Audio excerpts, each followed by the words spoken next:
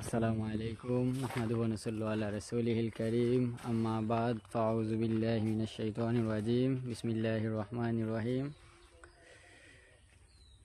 আজকে মাতুরা পূর্ব পাড়ের মাঝের মসজিদের পাশে দোকানের একজন বিশিষ্ট ব্যবসায়ী শ্রদ্ধেয় আমার দাদা, ওনার দোকান দেখতে পারতেছেন।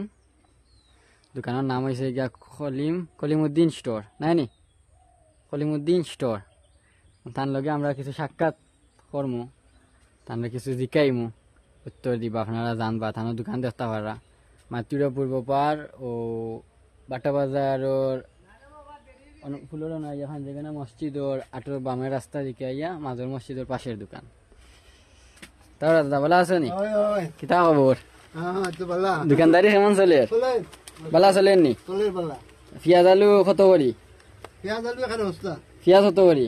পেঁয়াজ মাত্র 80 টাকা। আলু আলু মাত্র 25 টাকা।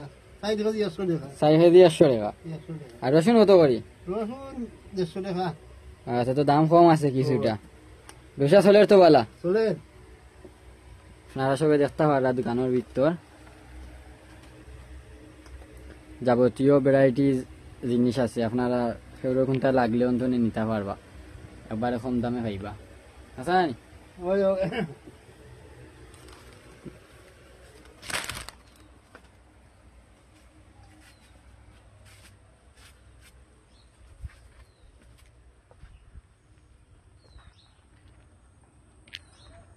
মাতুরা পূর্ব পাড় মাঝের মসজিদর ঠিক সাইডে, মাঝের মসজিদের ঠিক সাইডে দোকান কলিমুদ্দিন স্টোর।